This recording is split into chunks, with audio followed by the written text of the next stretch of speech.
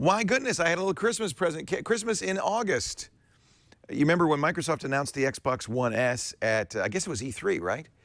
They say end of August for the launch Xbox One S, and then they're going to have a 512 gigabyte version and I think a 1 terabyte. They're going to have various versions, you know, the Halo version, the Gears of War version.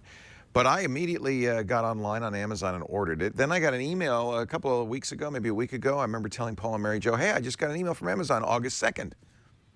Well, lo and behold, what came August 1st on my porch, on my doorstep?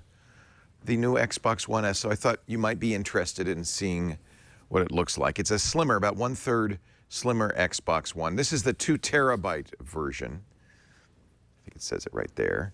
And it has the new Xbox One S controller in it.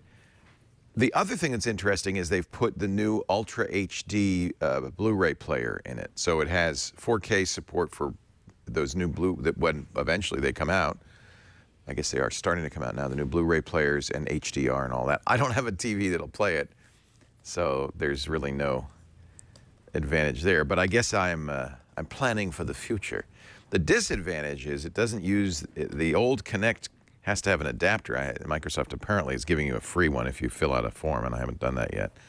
But you need a USB adapter because they don't have the Kinect connector on this new Xbox One X.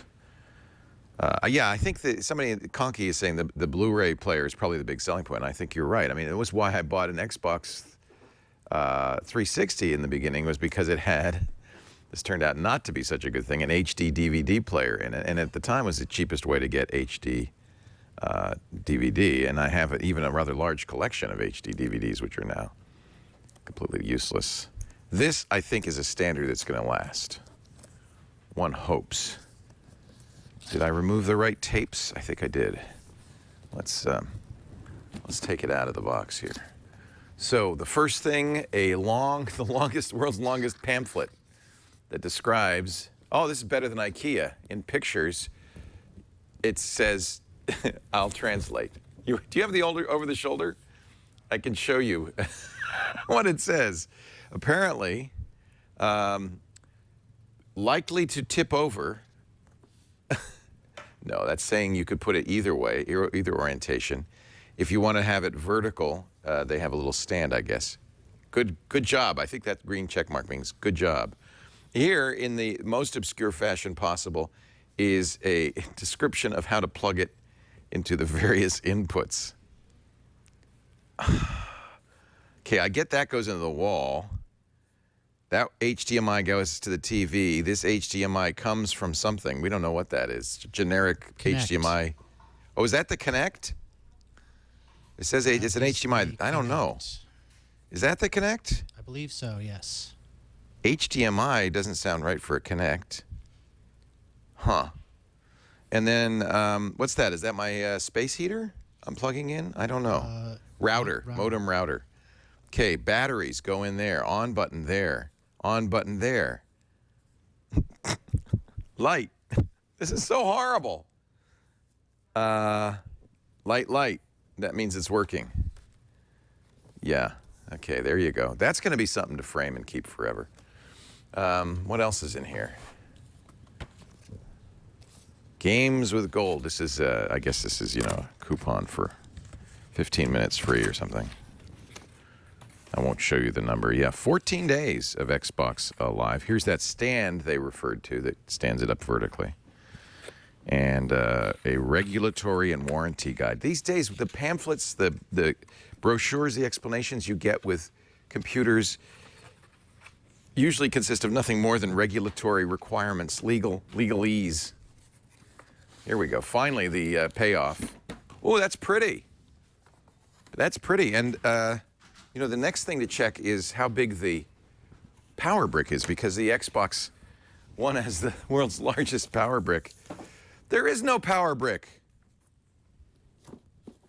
What the what?